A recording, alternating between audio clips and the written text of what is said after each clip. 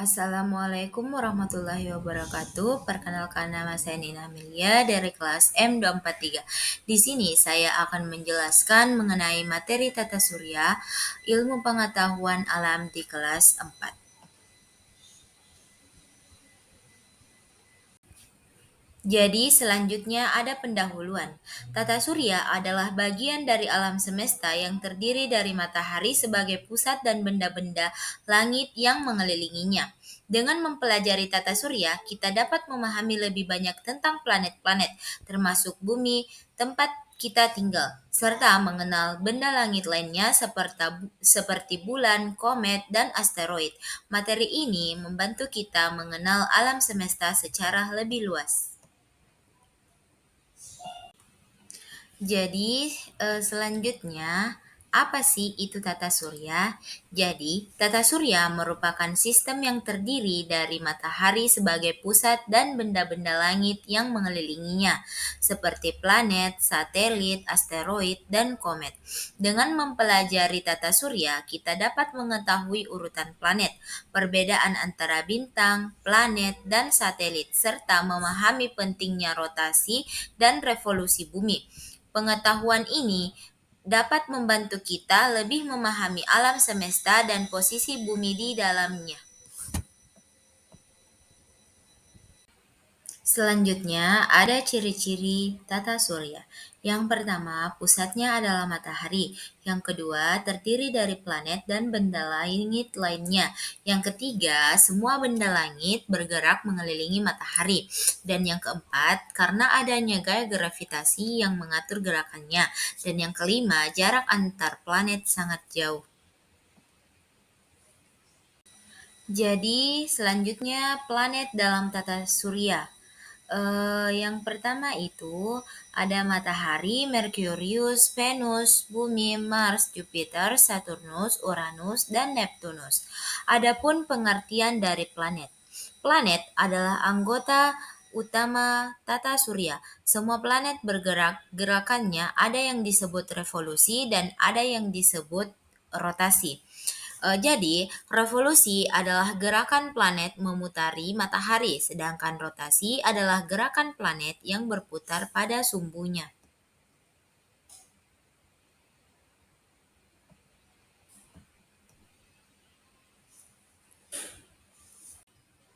Jadi, selanjutnya ada pengelompokan planet.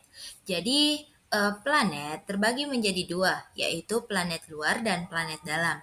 Jadi, planet luar itu adalah kelompok planet luar yang berada di luar orbit lintasan asteroid, yang beranggotakan Jupiter, Saturnus, Uranus, dan Neptunus. Sedangkan planet dalam merupakan kelompok planet dalam yang berada dalam orbit lintasan yang beranggotakan Merkurius, Venus, Bumi, dan Mars.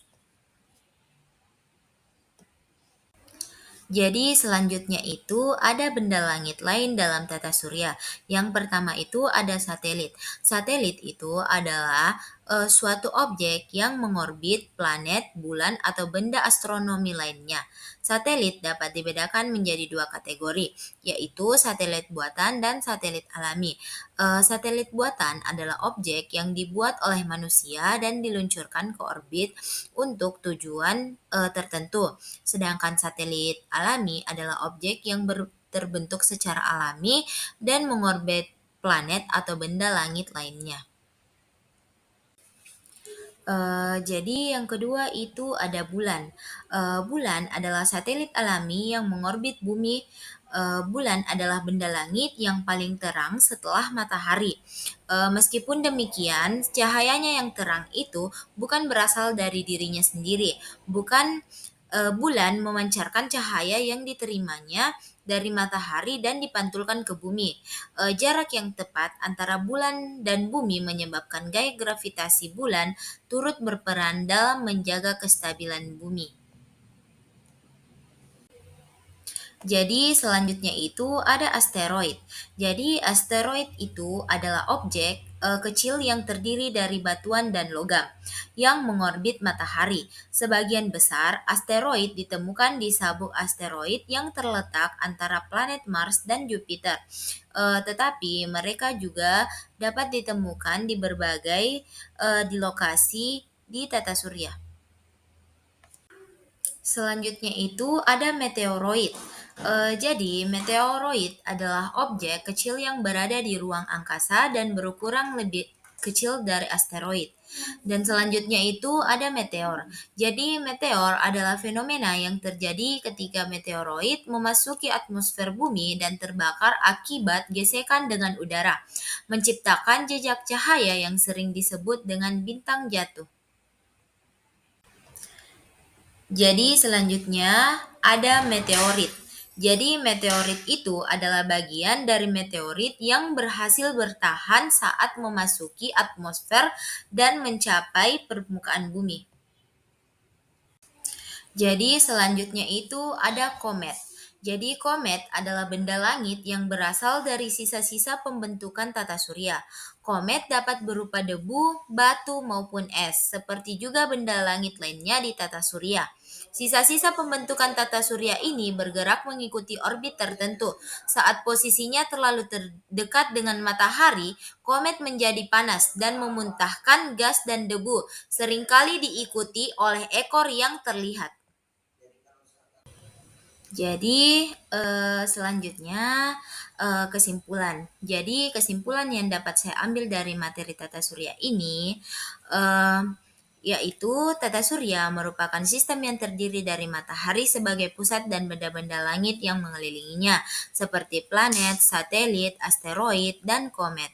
Dengan mempelajari tata surya, kita dapat mengetahui urutan planet, perbedaan antara bintang, planet, dan satelit, serta memahami pentingnya rotasi dan revolusi bumi. Pengetahuan ini dapat membantu kita lebih memahami alam semesta dan posisi bumi.